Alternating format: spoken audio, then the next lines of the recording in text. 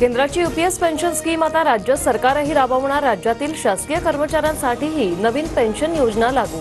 मंत्रिमंडळाच्या बैठकीत मोठा निर्णय। महिलांना बंदूक बाळगण्याची परवानगी द्या, मी बंदूक घेऊन देईन। 2 ते 4 चांगल्या लोकांचा जीव गेला तरी चालेल, पण वाईट माणूस वाचायला नको।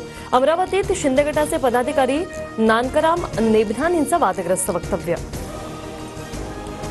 शिंदे गटाच्या पदाधिकाऱ्यांनंतर भाजप खासदार अनिल बोंडेंचंही विधान चर्चेत। आधी मला बंदूक द्या, कारण मला बंदुकीची जास्त गरज, अनिल बोंडे यांचं वक्तव्य। राज्यात महिला आणि नेतेही सुखरूप नाहीये। सत्ताधाऱ्यांनाच गृह खात्यावर विश्वास नाही। फडणवीसांनी राजीनामा द्यावा, रोहित पवारांची टीका। अल्पवयीन मुलींवरील अत्याचाराच्या घटनात फाशी जन्मठेपेची तरतूद। दोषी कुणीही असो, सुट्टा कामा नये। पीडित महिलांना आता घरातूनच तक्रार दाखल करता येणार। पंतप्रधान मोदींची घोषणा। भाजपातले काही प्रस्थापित नेतेच फडणवीसांच्या भूमिकेला पाठिंबा देत नाही। सदाभाऊ खोतांचं विधान। अजित पवार देखील प्रस्थापित असून त्यांची पंगत वेगळं असल्याचं विधान। पुण्यातील वडगाव शेरी विधानसभा मतदारसंघात भाजप अजितदादा गटात श्रेयवाद। महायुतीचा धर्म भाजप आणि शिंदे गटानेच पाळायचा का?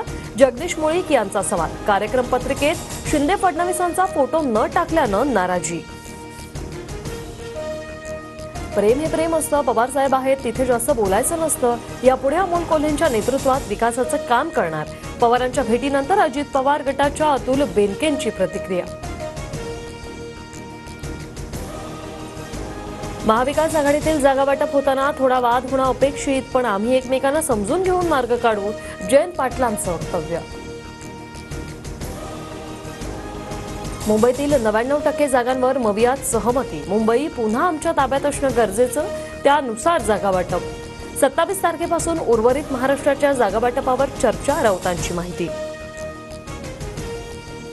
गुजरातमध्ये मुसळधार पाऊस। तापी आणि अंबिका नदीला पूर। उकई धरणातून पाणी सोडल्याने पूरस्थिती। सुरतमध्ये अनेक भागात पाणी साचलं।